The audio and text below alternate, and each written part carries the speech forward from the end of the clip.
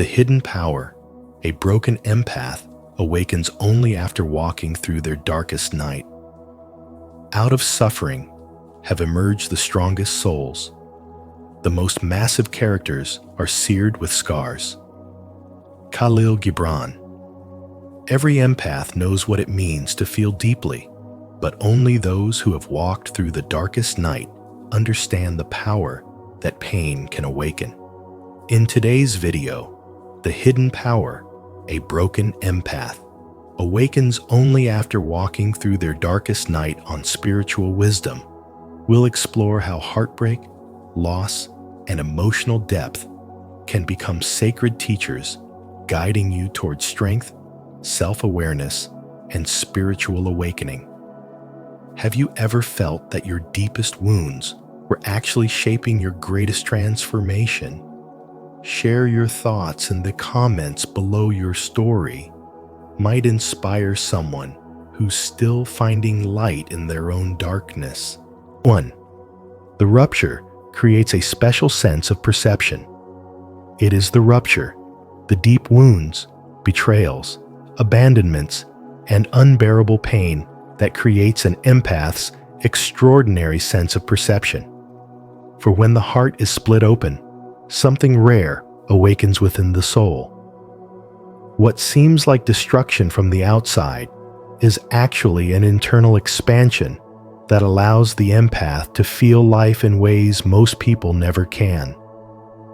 The pain that once brought them to their knees becomes the catalyst for a different kind of sight, a spiritual awakening that sharpens sensitivity, amplifies intuition, and transforms every crack in their spirit into an entry point for deeper wisdom. In the language of spirituality, the empath does not break. They become more permeable to truth. As these emotional fractures form, the empath begins to develop a heightened awareness of subtle energies, hidden intentions, and unspoken emotions. What others overlook becomes painfully, almost overwhelmingly clear to them. They can sense tension beneath a smile, detect dishonesty in a single shift of tone, and absorb the atmosphere of a room the moment they step into it. This perception is not learned. It emerges from the soul's attempt to protect itself after being hurt so deeply. Over time, it becomes a natural part of how they move through the world, a silent skill born from surviving emotional storms that would have hardened or closed off most people. But the empath, instead of shutting down, becomes more attuned, more awake, more receptive. This sharpening of perception is one of the empath's greatest spiritual gifts, though it rarely feels that way at first. What was once dismissed as oversensitivity now becomes a unique form of intelligence, emotional, intuitive, and energetic all at once. Their inner compass becomes extremely accurate, guiding them away from people who would harm them and toward the relationships, environments, and choices that align with their spirit. In this sense, the wounds that once created fear now serve as a powerful filter that helps the empath navigate life with clarity. Every betrayal teaches them discernment. Every abandonment teaches them inner fortitude.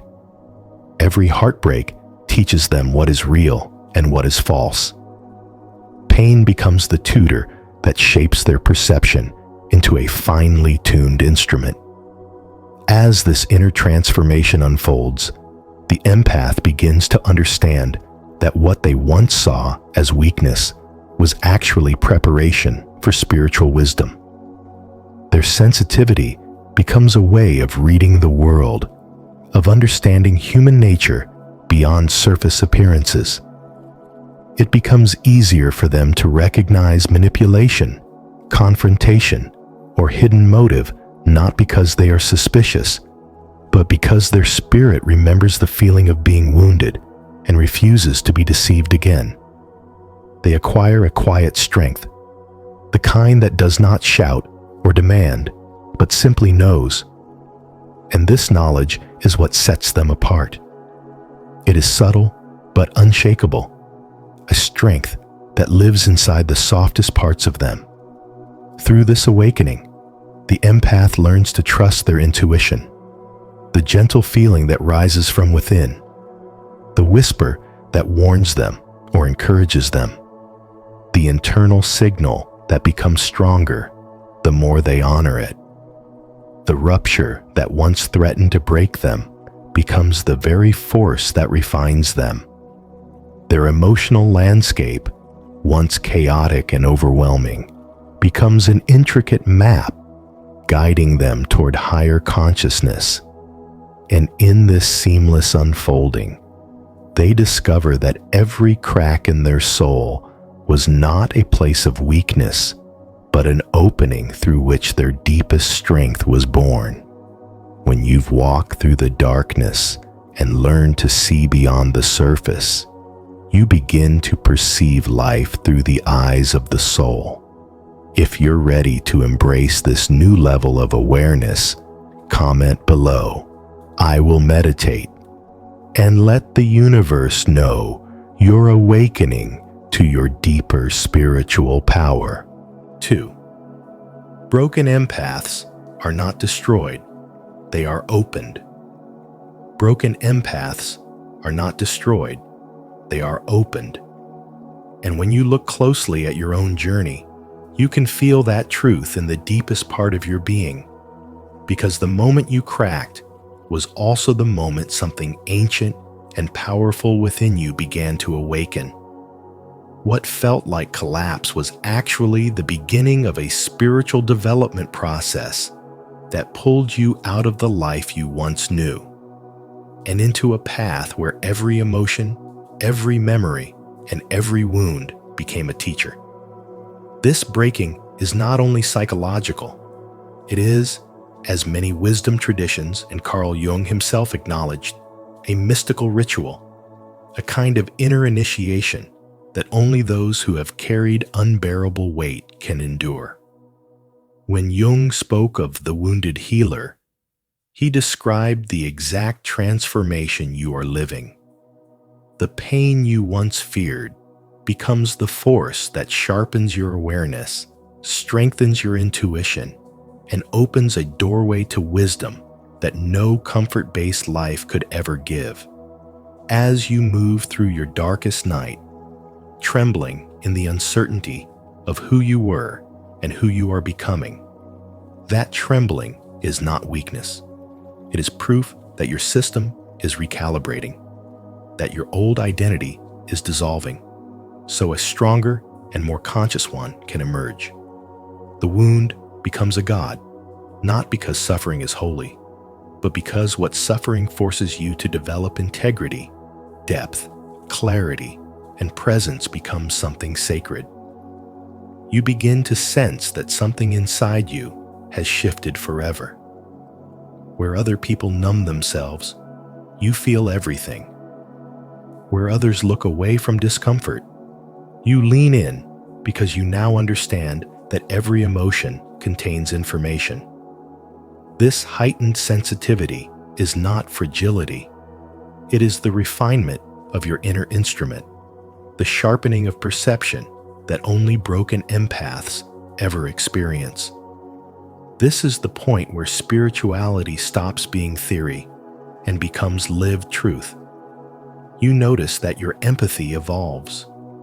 Instead of absorbing the pain of others, you begin to read the truth behind their actions, their intentions, and the energy they carry.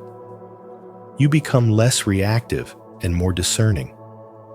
You stop sacrificing yourself in the name of compassion because you finally understand that genuine compassion requires boundaries, self-respect, and the strength to say no when something violates your peace.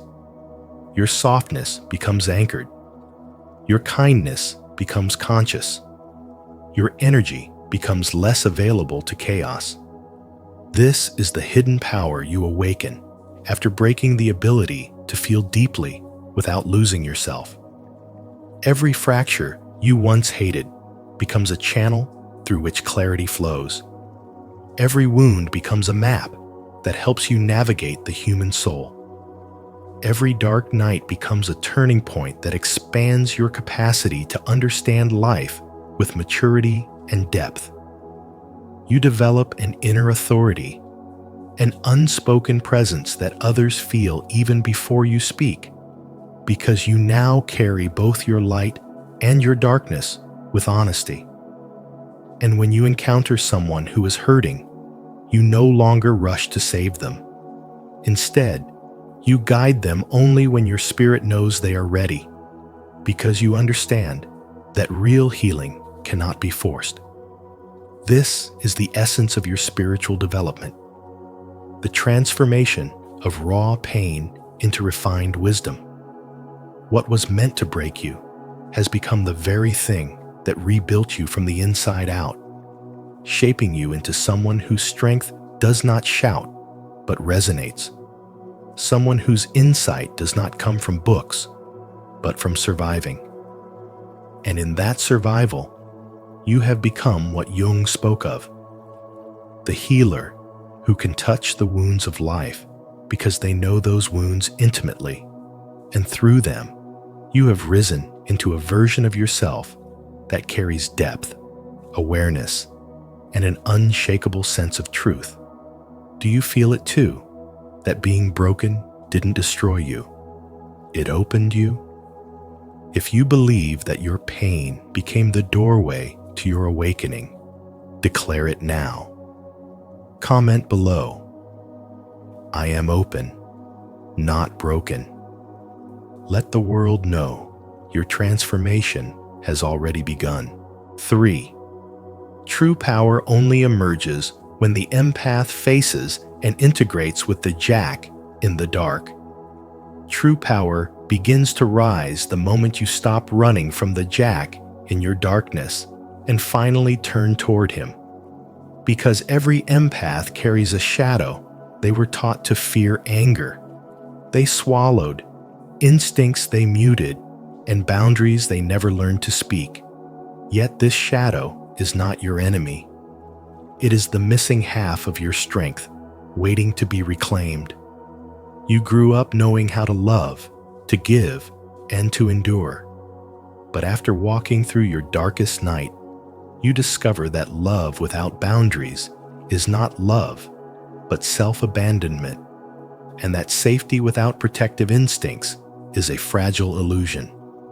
Carl Jung captured this truth when he said, "One does not become enlightened by imagining figures of light, but by making the darkness conscious," reminding you that your spiritual wisdom expands only when you let both your tenderness and your toughness sit at the same table. As you integrate the parts of yourself you once rejected, something profound awakens. Compassion becomes sharper, intuition becomes bolder, and your energy stops spilling into people who refuse to meet you with respect. Because now, your no is just as sacred as your yes, and your heart no longer negotiates its worth to feel needed. This integration transforms you into a hybrid, soft yet unbreakable, because you finally understand that light is most powerful when it walks with darkness beside it, not buried beneath it. You begin to sense that your anger is not a threat, but a compass pointing to what violates your soul. Your fear is not weakness, but preparation, whispering what to watch for. And your silence is not emptiness, but a depth that teaches others how to treat you before you ever speak. Jung warned, "Until you make the unconscious conscious, it will direct your life and you will call it fate." And now you see how often you mistook survival patterns for destiny, how often you called disconnection compassion, and how many times you let someone's chaos rewrite your peace. But those days end the moment you let your shadow walk with you instead of behind you. Because when you stop trying to be only light, Your empathy shifts from sacrificing yourself to honoring yourself, and your boundaries shift from walls to intelligent gates that open only for reciprocity, respect, and truth. In this new wholeness, you stop rescuing adults from the lessons they must face. You end the silent agreements that drained your spirit, and you finally learn to protect your generosity so it becomes a blessing rather than a burden. Your nervous system calms because it no longer confuses conflict with danger. Your heart heals because it no longer confuses forgiveness with reunion. And your mind strengthens because it no longer confuses empathy with surrender. You love differently, not to be chosen, but because you have already chosen yourself. You speak differently, not to be liked, but to be understood. You move differently, not out of fear, but out of alignment. And you rise differently rooted, conscious, intentional, because, as the Jungian saying goes, no tree can grow to heaven unless its roots reach down to hell. And your roots have finally been honored instead of hidden. Through this integration, you become whole and powerful, carrying both the light that heals and the shadow that protects. This is the true awakening of the broken empath. Not losing softness, but reclaiming strength. Not abandoning love, but anchoring it in truth. Not walking away from the darkness, but letting it become the foundation of your deepest spiritual wisdom. Leave your like and subscribe to our channel, and turn on the notification bell so you never miss new insights on your spiritual awakening journey. Comment below, "I embrace my shadow and rise in power," to affirm your transformation and inspire others to face their own darkness with courage. 4. Broken empaths become fire masters, people who can hold other people's darkness. Broken empaths become fire masters, not because they are endlessly gentle, but because life has dragged them into the flames and forced them to face every shadow they once tried to outrun. They are forged in the kind of darkness that strips a person down to their most vulnerable truth, the kind that tears apart every illusion of safety, belonging, or rescue. They are not soft because they never experienced pain. They are soft because they have survived so much of it that their spirit now recognizes suffering in others with an almost supernatural clarity. Carl Jung said, "There is no birth of consciousness without pain." And the empath learns this, not through theory, but through lived experience. Through nights when their own heart felt split open and abandoned, broken, and broken again, until something deeper awakened within them. This awakening is not dramatic but steady, like a flame rekindling in a soul that refused to die. It marks the moment they stop sitting in the fire of their old wounds, the moment they rise, trembling but alive, carrying a wisdom that could only be earned by walking through their darkest night. When an empath has been shattered and still chooses to stand back up, they step into a strength that cannot be fabricated, a strength born from endurance, from surviving what should have destroyed them. This is why they become fire masters. They no longer fear intensity, emotional storms, or the darkness in others, because they have already met the darkness inside themselves and lived to tell the story. Their presence becomes a quiet force, not one that extinguishes the pain of others, but one that can hold it without collapsing. They do not rescue, they do not smother, and they do not run. They sit with someone's truth the way they once learned to sit with their own, with honesty, steadiness, and a kind of sacred neutrality that makes others feel safe enough to unravel. Their compassion is not naive. It is seasoned, weathered, and sharpened by everything they have endured. When they look at someone who is hurting, they do not see weakness. They see a version of themselves from long ago, a self they fought to heal. And because of that, they do not turn away. The pain they lived through becomes their lens. The abandonment they faced becomes their anchor. What once fractured them becomes the foundation of their intuition. They notice the trembling beneath someone's voice, the forced smile, the quiet ache hiding behind carefully chosen words. They listen with their entire being. They feel with the accuracy of someone who has known how it feels to be unseen, unheard, and misunderstood. Their empathy is not softness, it is mastery. It is the ability to hold another person's darkness without being swallowed by it, to witness suffering without absorbing it, to be present without losing themselves. And so, their power is exactly what the original content reveals: a presence that does not lessen the pain of others, but allows that pain to finally be held without judgment or fear. They do not remove the fire, they sit with you in it, showing you that you can survive it too. This is the hidden power of the broken empath, the power born from surviving their own darkness so completely that they become someone who can walk into another person's shadows without trembling.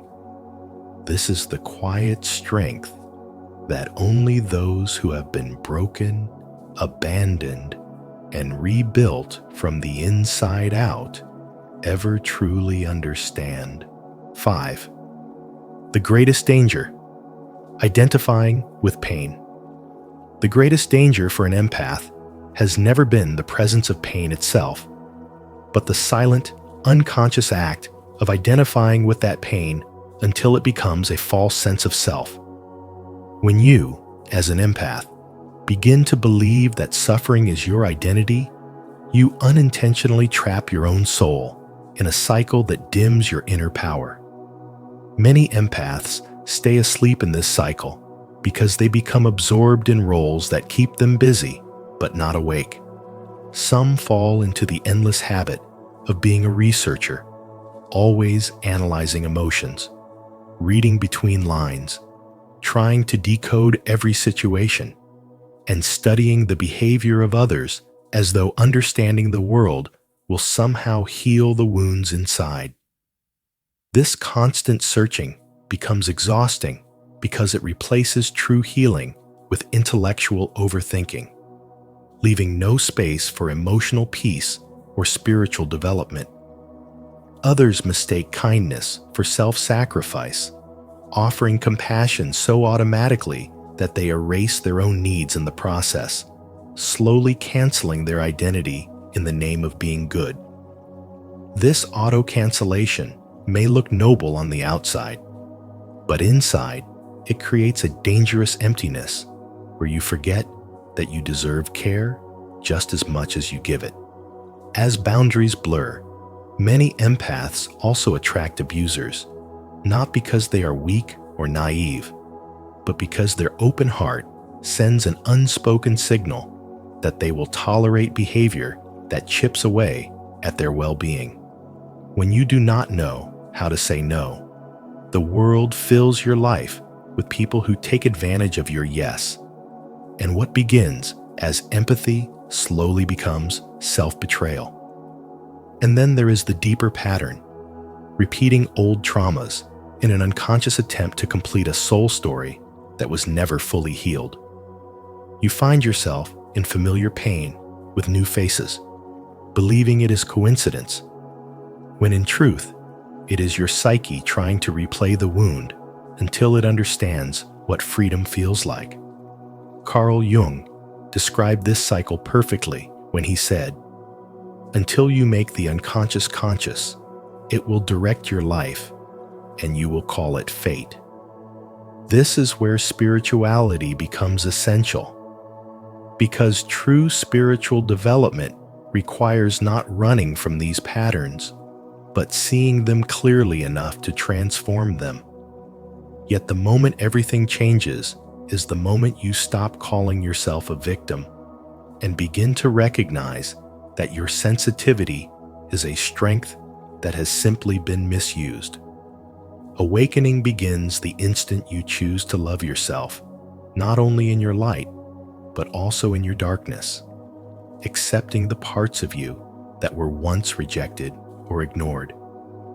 When an empath finally extends compassion inward rather than outward alone, their entire energy shifts.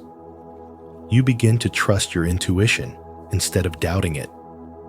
You stop researching people's motives because you can feel the truth immediately.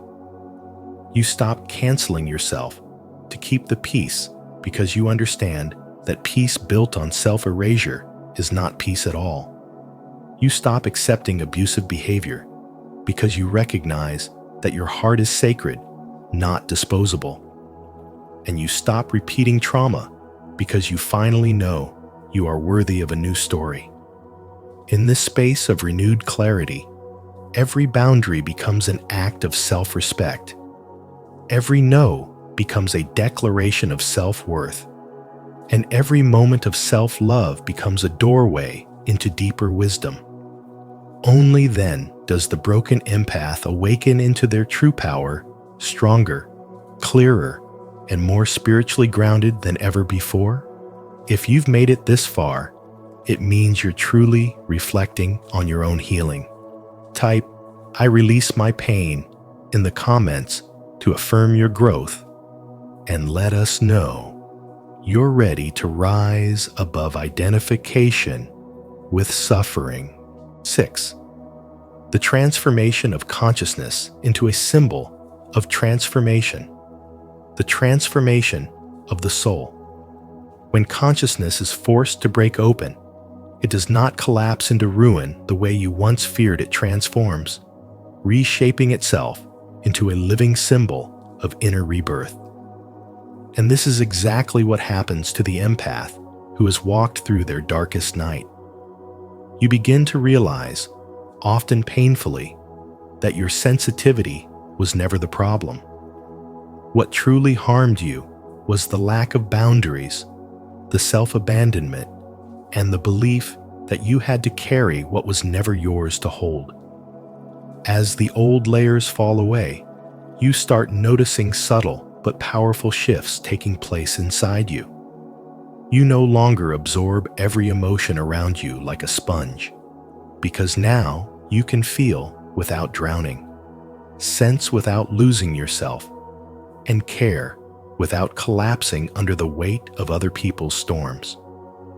This marks the moment when your empathy matures into spiritual wisdom, the kind Carl Jung hinted at when he said, "In all chaos there is a cosmos," because suddenly the inner noise quiets, and you discover a center within you that cannot be shaken. From this place of clarity, you no longer save people simply because they are suffering, or because their pain echoes the wounds you have not yet healed. You stop rushing into other people's fires, recognizing that healing can never be forced, borrowed, or done on someone else's behalf. And because of this, your no becomes calm, steady, and grounded, while your yes becomes conscious, deliberate, and aligned with your truth. This is not selfishness, it is self-respect. You finally understand that compassion without boundaries is self-destruction disguised as kindness. And so you begin offering support in ways that do not drain you, harm you, or pull you back into old patterns of emotional survival. Slowly, your heart becomes softer, but your backbone stronger, and the world can no longer manipulate you through guilt, fear, or the longing to be needed. As this transformation deepens, something even more beautiful begins to unfold. You start reflecting hope to others, not through grand gestures or dramatic rescues, but through the quiet steadiness of someone who has walked through darkness and learned to carry their own light. You become like a lamp in the night, not because you are trying to shine, but because healing has made you luminous in ways you never expected. People sense it. They feel safer around you, calmer in your presence, and more willing to face their own shadows simply because your energy shows them that survival is possible and transformation is real. And this is when you step into the archetype of the thorn in the storm, the one who remains centered even when everything around you falls into hysteria. You hold your inner ground not by resisting life, but by understanding it. You are no longer reactive. You are responsive. You are no longer fragile. You are forged. In every challenge, you recognize the deeper invitation to grow. In every moment of fear, you sense the opportunity to return to yourself. This is the quiet, unshakable power a broken empath awakens after walking through the night that once threatened to destroy them. It is not loud, not dramatic, not forceful. It is steady. It is sacred. It is yours. If this message speaks to your soul, and you're ready for your own transformation, declare it boldly. I welcome this transformation into my consciousness. My soul is rising. 7. Broken empaths are the mission of all humanity, the frequency upgrader of the file. Broken empaths are the mission of all humanity, the frequency upgraders of the collective field, and their purpose extends far beyond individual healing. They are the silent keepers of light who hold the vibration steady when the world begins to fracture, the ones who dissolve ancestral shadows, heal emotional wounds buried for generations, and restore harmony within their families and communities. Their gift is not their sensitivity alone, but their extraordinary ability to stand at the threshold between light and darkness without breaking. In the realm of spirituality, they represent the bridge between consciousness and unconsciousness, between the ordinary self and the divine soul, serving as conduits through which healing and awareness can flow into the world. Every time a broken empath chooses compassion over bitterness, forgiveness over resentment, or presence over escape, they anchor a new frequency into the human grid. Their path, however, is never easy. They are often born into environments filled with unhealed pain, emotional chaos, or spiritual disconnection, not as punishment, but as initiation. Life tests them until they awaken to the truth that their sensitivity is sacred, not weakness. Through the alchemy of suffering, they learn to transform wounds into wisdom and pain into purpose. This is the essence of spiritual awakening, the realization that darkness was never meant to destroy them, but to refine their inner light. Carl Jung taught that one does not become enlightened by imagining figures of light, but by making the darkness conscious, and broken empaths embody this principle fully. They do not flee from shadows. They integrate them, turning despair into depth and loneliness into connection with the divine. As they evolve, their energy becomes medicine for others. People feel safe around them because their presence carries balance. They absorb chaos but release calm. They listen not just with their ears, but with their entire soul. And though many misunderstand their quiet strength, those attuned to energy recognize it as the power of alignment, where human emotion and divine awareness merge into one.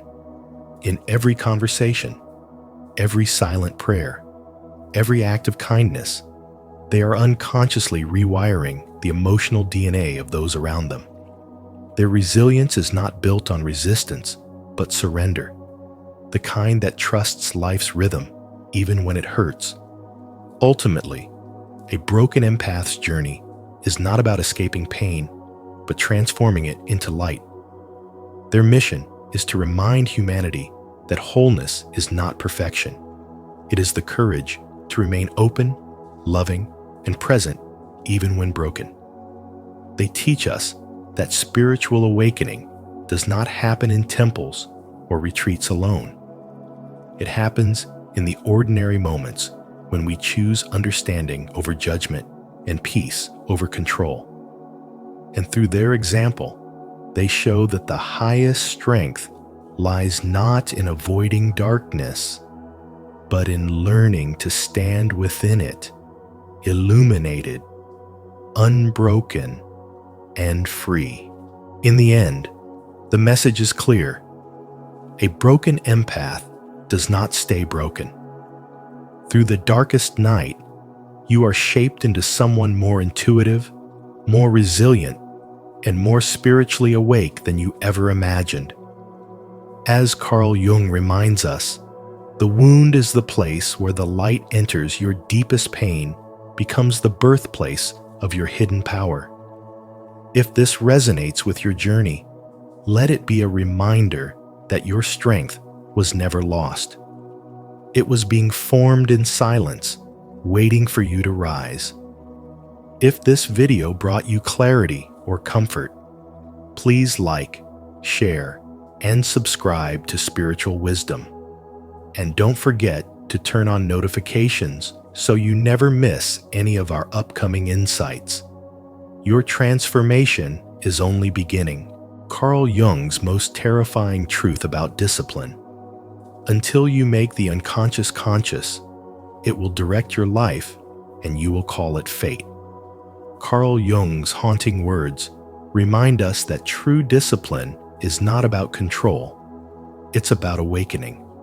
In today's episode on Spiritual Wisdom, we'll uncover Jung's most terrifying truth about discipline, that it demands the death of comfort and the rebirth of identity.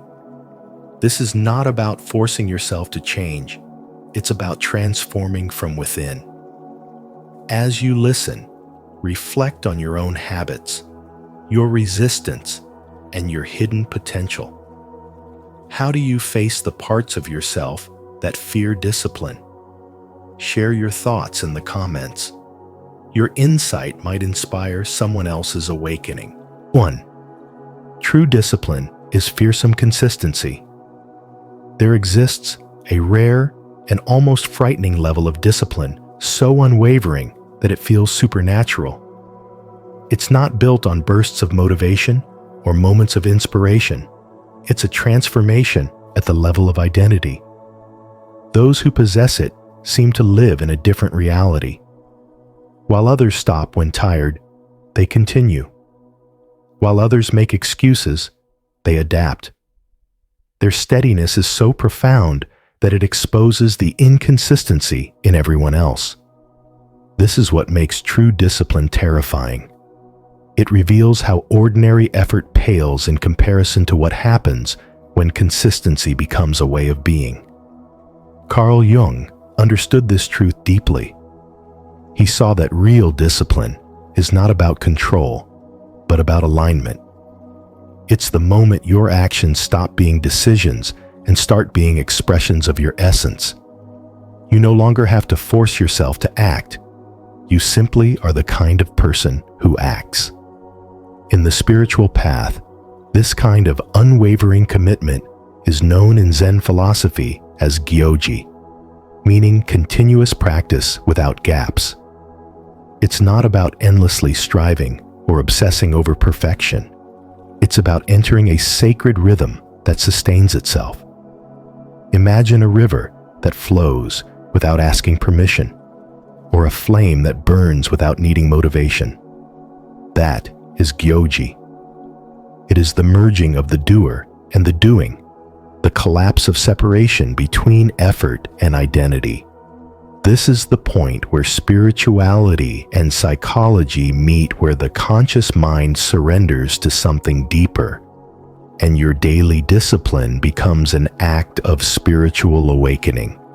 Jung would say, this is when the ego finally yields to the self, the divine center within you that knows exactly what must be done and simply does it. But reaching this state comes with a price. It demands the death of the weaker self, the one addicted to comfort, distraction, and emotion. You must bury the part of you that needs constant motivation to move. True discipline means becoming immune to fluctuation, no longer governed by moods or resistance. And that process feels like a kind of inner death. Yet in that death lies rebirth. As Jung said, there is no coming to consciousness without pain. Each act of consistency burns away your old patterns, purifying your energy until you begin to vibrate with divine order.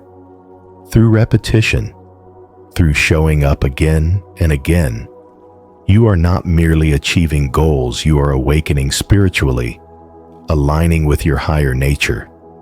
This consistency is what turns discipline into a form of meditation.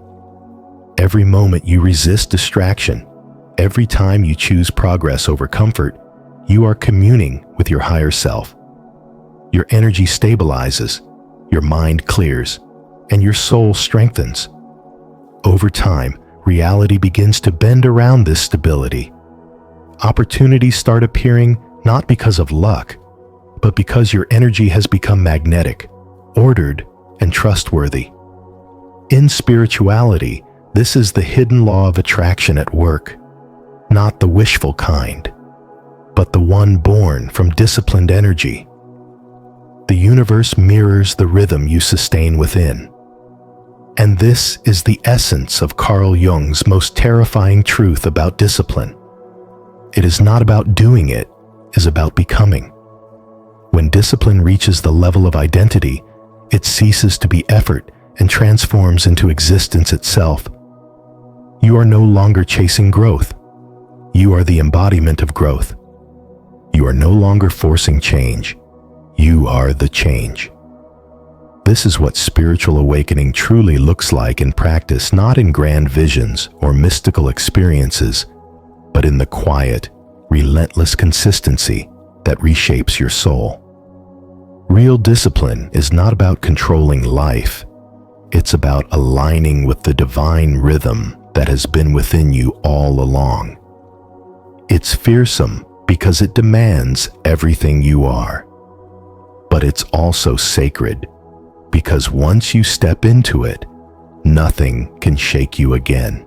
2. Discipline is identity, not effort. Discipline isn't about effort or motivation. It's about identity. The mind has a way of sorting every commitment we make into two categories: reversible and irreversible. Reversible commitments are the ones we can easily abandon when things get uncomfortable, the ones we treat as optional. But irreversible commitments are entirely different. They are identity-based. Once you identify with something, it becomes who you are, not what you do. This is the level where discipline becomes second nature, where action flows from essence instead of effort. When monks take vows, they don't try to meditate, they become meditators. Meditation isn't a habit to maintain, it's a truth they live. And that's the key difference between trying and being. Similarly, Raphael's life changed the moment he declared, "I am a person who meditates every day." That statement reshaped his identity. He was no longer chasing consistency. It became inevitable because he became the kind of person who simply does what he says. Carl Jung's most terrifying truth about discipline lies here. You will always behave in alignment with who you believe yourself to be. No matter how much effort you invest, your actions will return to match your identity.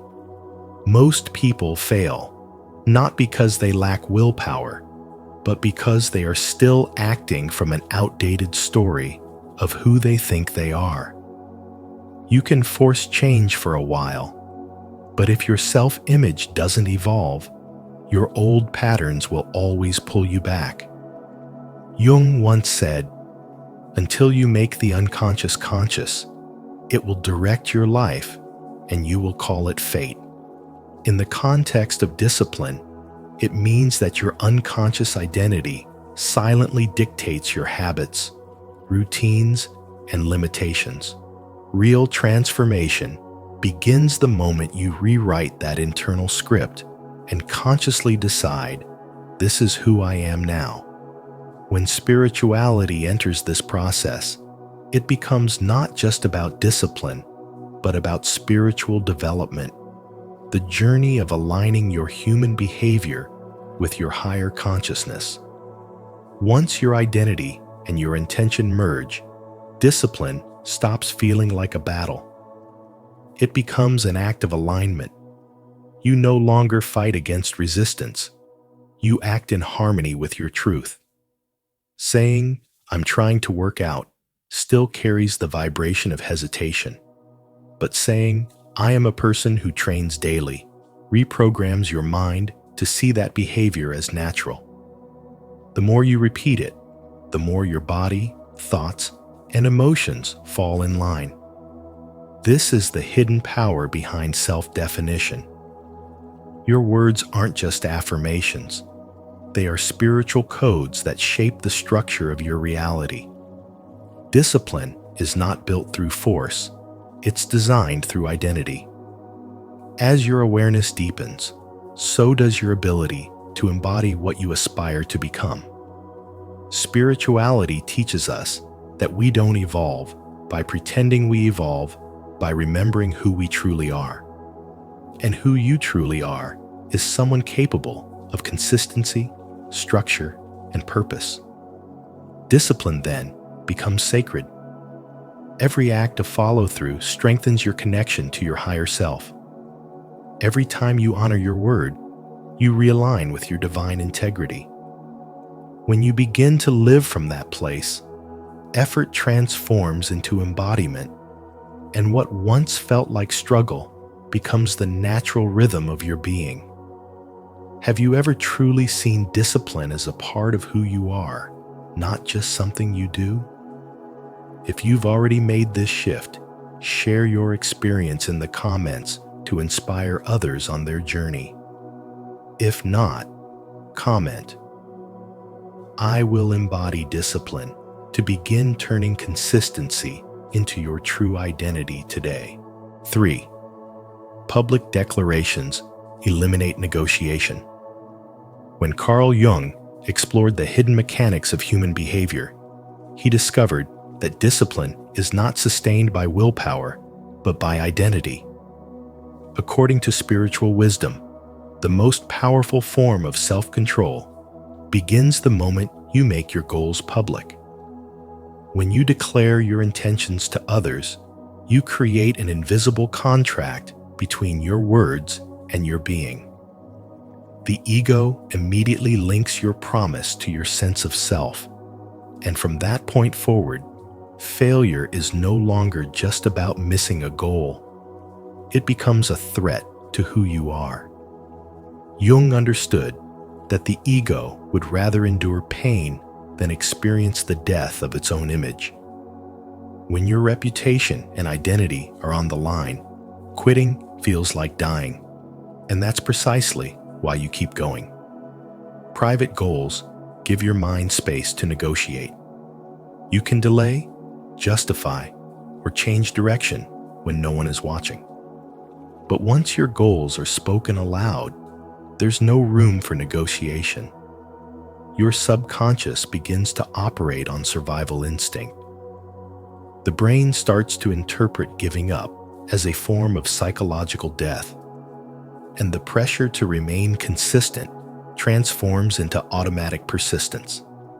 This is how identity reshapes behavior far more effectively than willpower ever could. Willpower is temporary. It fades with emotion and fatigue, but identity is self-sustaining. When you become the kind of person who follows through, your actions naturally align with that self-image, even when motivation disappears. Carl Jung once said, "Until you make the unconscious conscious, it will direct your life and you will call it fate." Making a public declaration is the process of bringing the unconscious into light. It forces you to confront your hidden fears and to align your words with your deepest intentions.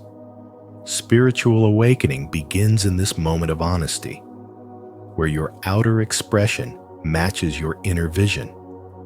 It's not about impressing others. It's about summoning the deepest version of yourself.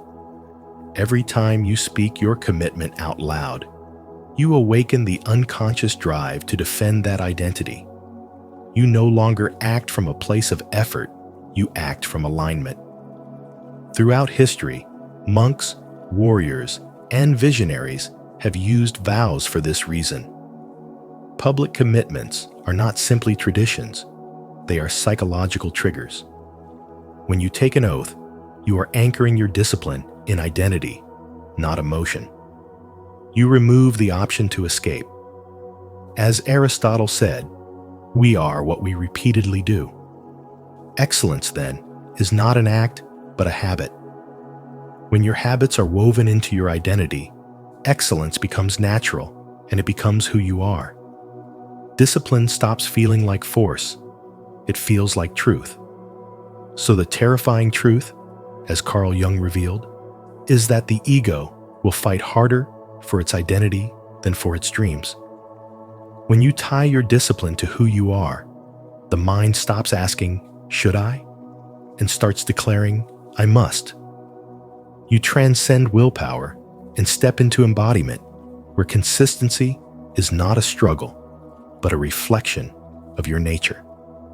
That is the essence of spiritual wisdom.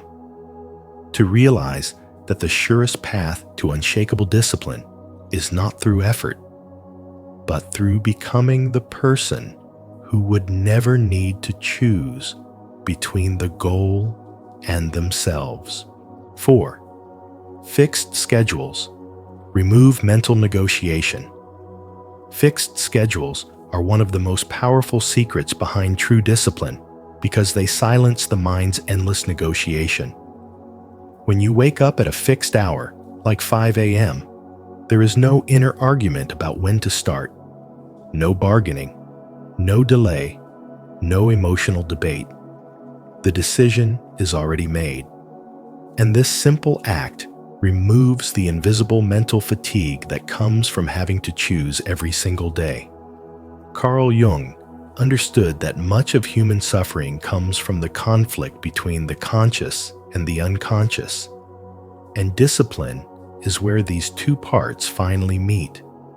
When you design your day with precision and repeat it consistently, you stop allowing the unconscious mind to sabotage your progress through excuses or moods. This is why spirituality views routine not as a prison, but as liberation. When you act from principle, not preference, you awaken your higher self. In monasteries, monks rise at 3:30 every morning, not because they feel like it, but because that act has become a sacred ritual. They do not debate, delay, or discuss. They simply obey the rhythm of the divine order. Over centuries, this unwavering practice has purified their minds and anchored their spirits in peace. It is not the early hour itself that transforms them, but the removal of choice. The absence of negotiation allows pure focus to replace resistance. In modern life, fixed schedules serve the same spiritual purpose. They align your body and mind to something larger than desire. This is not about productivity. It is about identity. When your actions become non-negotiable, they stop being acts of effort and start becoming reflections of who you are. Carl Jung once said, "You are what you do, not what you say you'll do." Every time you follow a fixed schedule, you reaffirm your commitment to consciousness. The discipline becomes less about willpower and more about design a structure that carries you even when your emotions try to pull you elsewhere. This is the essence of spiritual awakening. The realization that consistency itself is devotion. When your daily routine flows naturally, you are no longer chasing motivation because your behavior has become automatic alignment. Your fixed hours are not restrictions. They are portals that connect you with your inner order, where every morning is a silent prayer, and every action is an act of reverence toward your highest potential. In this way, discipline stops being a struggle and becomes spiritual wisdom in motion. You no longer live reactively, ruled by impulses or fatigue. You move through life with the calm certainty of one who has merged their will with divine rhythm. The fixed schedule becomes a living meditation, a continuous dialogue between your soul and the universe. Over time, you discover that what began as a rule has evolved into freedom, and what once felt like a demand has become devotion. This is the deeper beauty of discipline. It is not about controlling your time, but about awakening your spirit to the higher intelligence that thrives in order, rhythm, and unwavering presence. Comment below. I live by design, not by decision. If you're ready to create a life where discipline flows effortlessly through structure and purpose. 5. Repetition over variety creates true mastery. Repetition is the silent architect of mastery, the unseen force that shapes the mind into precision and purpose. While most people chase variety for excitement, it is that very variety that destroys consistency, introducing endless micro-decisions like, what should I do today? Each one a crack in the foundation of focus. The truth is that success, both material and spiritual, belongs not to the one who does many things, but to the one who does one thing with unwavering devotion. When you commit to repeating the same sequence every single day in the same order, with the same focus and duration, you are not merely practicing discipline, you are rewiring your brain. The basal ganglia, the structure responsible for habit and automatic behavior, begins to take over, freeing the conscious mind from resistance. After around 66 days, the repetition becomes natural, seamless, and effortless. The body begins to move, not by choice, but by design. And that is where true freedom begins, not in doing what you want, but in no longer needing to fight yourself to do what must be done. Discipline at this level transcends effort. It becomes identity. Carl Jung believed that until you make the unconscious conscious, it will direct your life and you will call it fate. Repetition is how you teach your unconscious what to value. Each repeated act, whether it's rising early, meditating, writing, or working on your craft, sends a message deep into the psyche that says, "This is who I am." Over time, this message becomes truth, and your spirit aligns with your actions. What was once forced now flows naturally. The discipline that once felt like struggle transforms into devotion, a spiritual rhythm that shapes not only your habits, but your very being. Through this sacred repetition, spirituality merges with design. Your actions no longer depend on motivation, but on inner alignment. This is the mystery of mastery that monks, warriors, and mystics have known for centuries.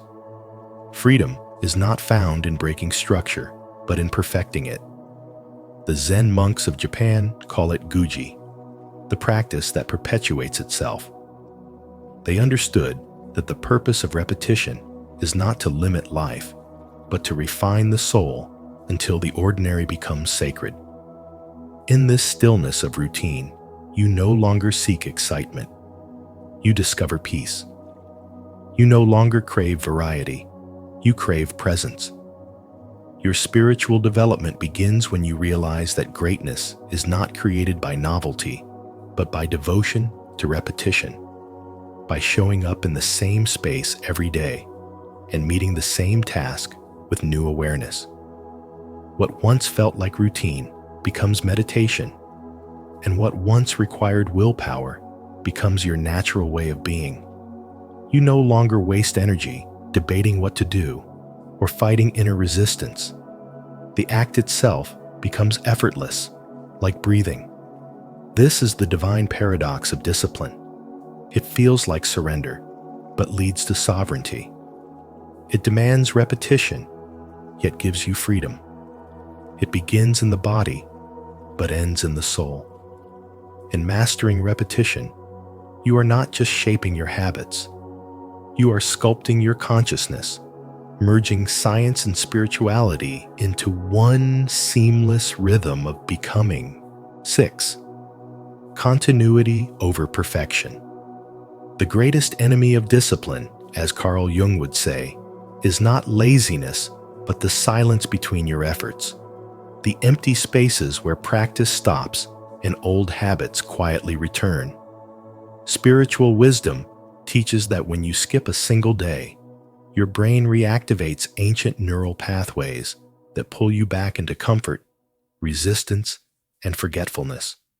Discipline, then, is not about how perfectly you perform, but how consistently you return. Even a small act, a short meditation, a quick page of reading, a simple step toward your goal keeps the current of transformation alive. The moment you stop, the river dries. The moment you continue, even imperfectly, the flow returns stronger. This is the frightening truth about discipline. It's not about success or failure, but the subtle continuity that shapes who you become. Every action you repeat engraves itself into the psyche, slowly building a pattern that becomes identity. Jung once said, "Until you make the unconscious conscious, it will direct your life and you will call it fate." That's exactly what discipline does. It brings awareness into repetition. When you act daily, no matter how small, you are telling your unconscious mind who you are. But when you stop, even for a moment, the old self begins to whisper again, tempting you back to what feels familiar. Discipline isn't the destruction of desire. It's the redirection of energy. It is the art of keeping the inner flame alive when the world offers 1,000 distractions. Each day, you show up. Even at your weakest, you strengthen the bridge between intention and reality, between your human self and your higher purpose. True progress lies not in doing things flawlessly, but in never breaking the chain of presence. Spiritual wisdom calls this the rhythm of awakening, the steady pulse that reminds the soul it is still moving toward light. Perfection is rigid and fragile. Continuity is fluid and alive. The disciplined mind doesn't demand that every day be powerful, only that every day be connected. The truth is, one imperfect effort still builds momentum, but one day of absence rebuilds resistance. That's why real mastery is built on showing up when it's inconvenient, uninspired, or uncertain. It's in those moments that discipline stops being a behavior and becomes a way of being. When you maintain movement, even slowly, the universe meets you halfway. Because what you practice daily, you become, and what you abandon, abandons you. Leave your like and subscribe to our channel, and turn on the notification bell so you never miss more wisdom like this. Remember, growth is built on consistency, not perfection. Comment below, "I choose progress over perfection," to affirm your commitment to steady transformation. 7. Anticipate and pre-solve obstacles. Discipline doesn't collapse because you are weak. It collapses because you fail to anticipate chaos. The truth, as Carl Jung's spiritual wisdom reveals, is that discipline is not born in calm environments, but in the awareness of inevitable disruption. Spiritual awakening begins when you understand that life will always test your order with disorder. Monks have endured centuries of uninterrupted practice, not because their lives were free of obstacles, but because they mastered the art of foresight. They didn't wait for chaos to strike. They prepared for it. When the meditation hall flooded, they didn't see it as an excuse to stop. They simply moved elsewhere. Their strength wasn't in rigid control, but in flexible consciousness.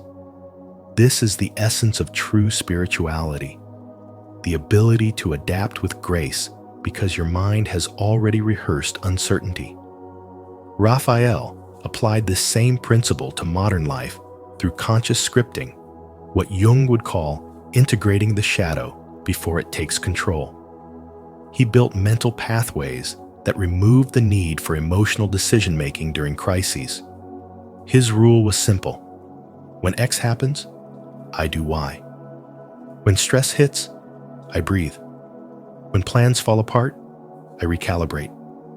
By doing this, he bypassed the paralysis of overthinking and transformed potential chaos into structured response.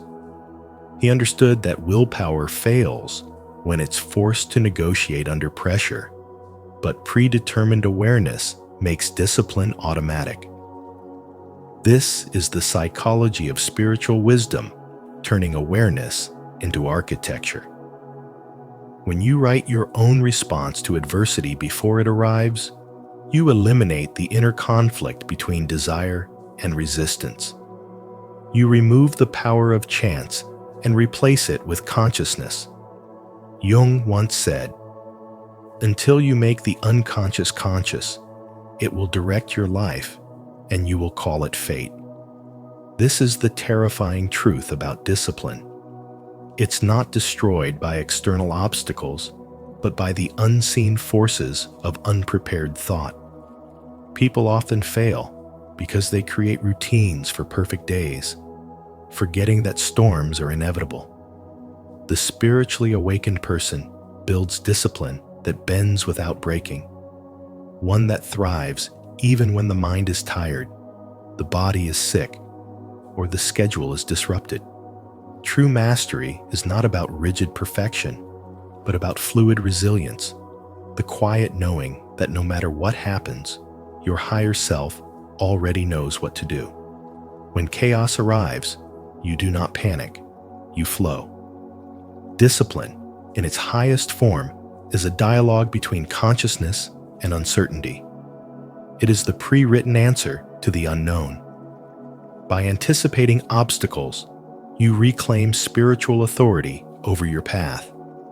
You are no longer at the mercy of circumstances because you have trained your inner being to act instead of react. This is what monks embody, what Jung taught, and what spiritual awakening ultimately leads you to.